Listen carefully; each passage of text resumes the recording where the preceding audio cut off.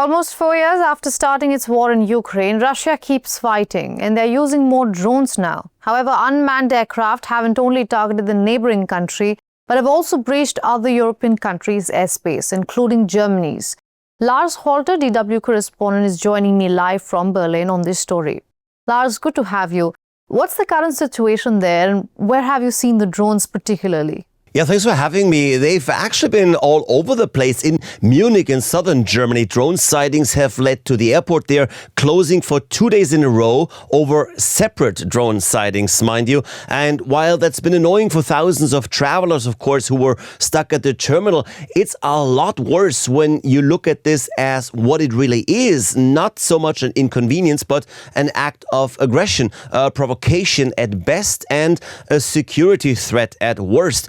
Moving up the map towards northern Germany, drones were seen flying over military sites, over power plants, shipyards. Now, that's all critical infrastructure, of course. While the government hasn't officially blamed anyone for the drone flights yet, it seems pretty clear to experts that they're coming from Russia. Some were likely launched from ships anchoring outside German waters. We do know that Russia is using ever more drones against Ukraine too, with hundreds of them out just last weekend and firing brutal attacks, so it seems pretty clear where they're coming from. Also, why do you think Russia would be sending these drones to Germany in the first place? Yeah, that's indeed a big question. It is not entirely clear what the exact motive is. Obviously, there haven't been any attacks, and Russia would certainly not attack Germany, I guess, because an attack against a NATO country would be a terrible escalation of the current situation.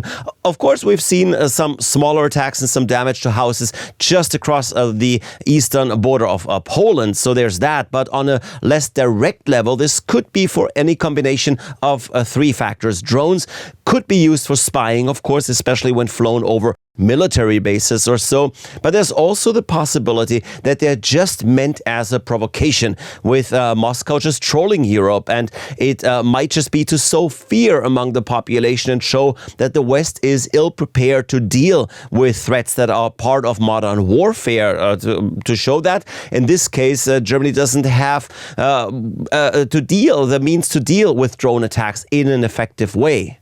And Lars, lastly, what has Germany's response been to these attacks?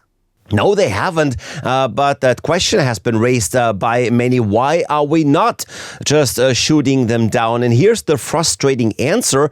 Apparently, we can't. First of all, it's not without major risk to shoot down drones over populated areas. And then we lack the equipment and the expertise. And in a way, it's long been unclear who is even in charge. The military can't be used within the country by law, and the police doesn't have what they need.